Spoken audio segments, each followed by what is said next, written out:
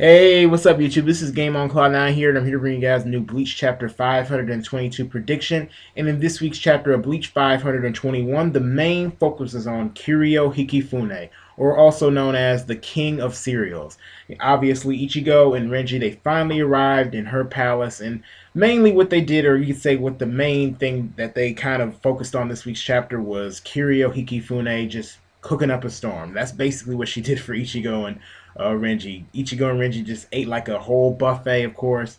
And at first you're kind of thinking like, is this pretty much it? Like when I'm reading through the chapter, I'm thinking like, is this just going to be mainly like a comic relief chapter with maybe like just one little cliffhanger at the end? And for the most part, yeah, you did. You mostly had comic relief in the chapter, but there were a few important things that we did end up finding out in this week's chapter, such as we found out, of course, that Kiryu Hikifune does not look the way that we all thought she did originally, because of course she was a big woman. She didn't really, she looked actually a lot more One Piece like than Bleach to me. When I looked at her first, when we first saw her character design, I was just like, that looks a little weird for Kubo, but okay. But now, after we saw her slim down, she looks like actually like a Bleach character. And of course, you see like Ichigo and Renji when they finally got like saw her actual new form, or not new form, but her real form, her actual form. They're all in shock and disbelief. They didn't even recognize her. And the main reason, actually, why she even made this whole meal for Ichigo and Renji, we find that, of course, is because it actually helps them out in a way. Like it's supposed to be a part of this process, this healing process, in order to, I guess, make them stronger. Because we all know Tenjiro, he ended up putting them in the hot spring and rejuvenating them. Renji points out like, hey, now we're no, Ichigo points out that he's like, wow, we just got out of the spring, we just healed up, now we should be going back to Soul Society. Like everybody seems to prepare while we're chewing down, eating a meal.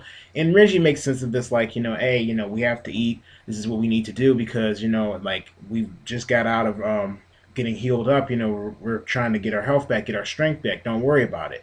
Now, the weird thing to me about Ichigo and Renji talking about being hungry is the fact that I may be wrong about this, but if I remember correctly, in the beginning of Bleach, I thought it was said that Shinigami never get hungry. The only way they get hungry is if they're like a hollow, pretty much. If a soul starts to get hungry for something, I thought it would be because, well, they're about to turn into a hollow or something of that sort. So I mean, maybe Ichigo to some extent because he does have hollow like abilities, but I can't see why Renji's hungry. I mean, I'm not saying that Shinigami can't eat because we've seen them eat before in the story, but for them to actually talk about being hungry is a bit weird to me. I mean, I may be wrong. Maybe it's different for Shinigami in some way than it is for just your average soul. But if I remember correctly, I think it was like just souls are not supposed to get hungry. That they are pretty much good to go unless they're hollow.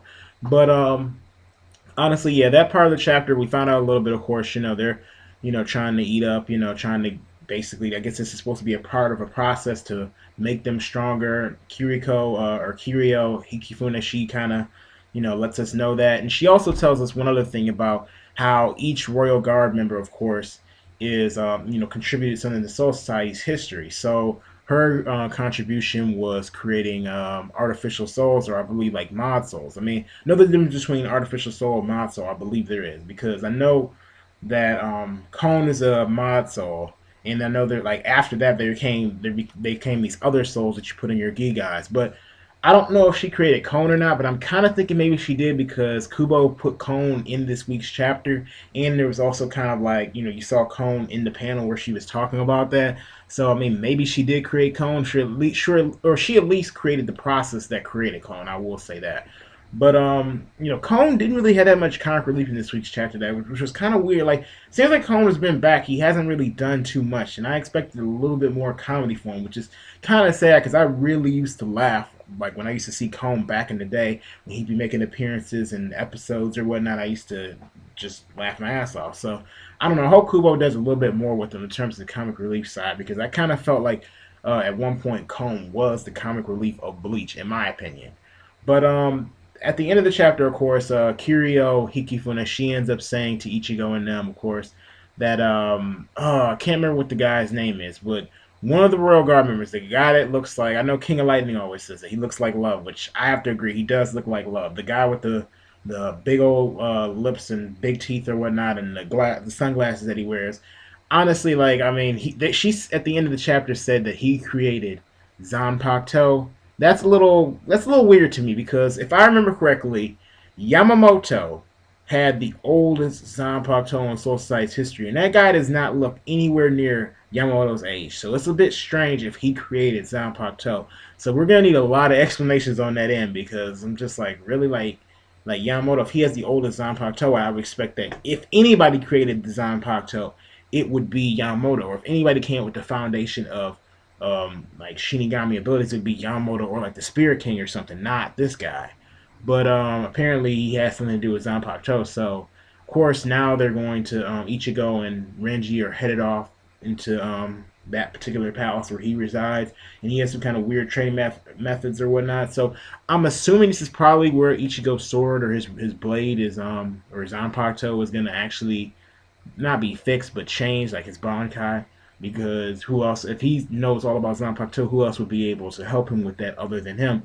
So I'm interested to see how this process works. I mean, of course, Ichigo's probably gonna have to go through a couple more processes because it seems like that it takes maybe all of them to be able to help him, I mean, or be able to fix him. Since the food, the main purpose of that was to be able to, I guess, charge them up with Ryatsu because the Ryatsu that they got out of the food, because the Ryatsu is, or the food is made out of like Kirio's Ryatsu. So I'm assuming that maybe this is trying. I mean, the Ryatsu that they gain from this is going to somehow play a role in fixing their blades. I'm assuming. I mean, that I couldn't see any other reason why they're going through this whole process, and it makes sense Renji's going to, because Renji does need to get his Bankai fixed as well, which is probably why, Kubo said like a year ago that Renji's Bankai was going to be different. It's probably not going to be different from training. It's probably going to be more or less different because of what he's going through right now, I'm assuming.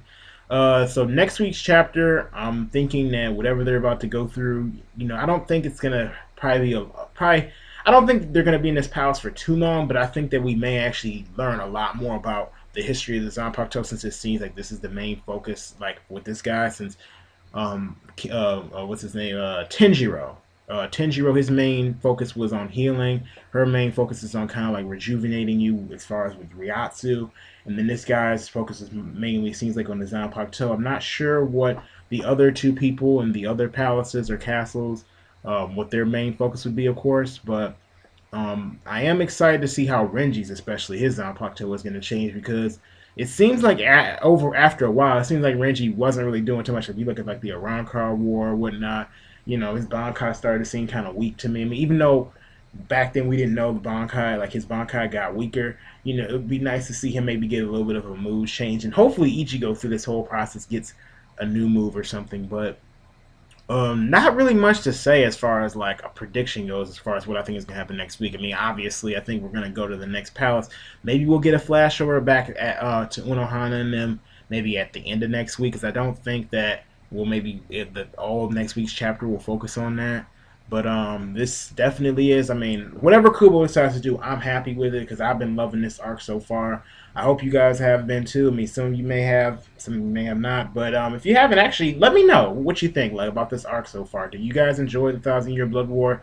Have you guys thought maybe that not Kubo is not doing enough to impress you just yet? Because for me, I mean, whatever he goes to, if he decides to flash over to the Fullbringers, we're good. Right now, he's focused on the Royal Guard people. That's good to me. Obviously, the Spirit King, he woke up for some reason. So, hey, we may even get a flash over to the Spirit King next week, which would be really nice to see. And also the whole stuff with Grimjo and the whole Unohana being the first Kenpachi. So whatever he decides to do, I'm happy. So anyway, these are pretty much my thoughts on this week's chapter of Bleach and what I pretty much think may happen next week, of course. But although, all the stuff I threw out there is bound to happen at some point, it's not really too much of a big prediction. Anybody can think this up. But anyway, hope you guys enjoyed this video. Please don't forget to go ahead and rate this video. So if you did like this video, please put a thumbs up. If you didn't like the video, then you can put a thumbs down. The choice is yours, guys. Also, don't forget to go ahead and subscribe to my channel if you enjoy my content and you would like to keep up with it. Anyway, thank you for watching, and I'll see you later.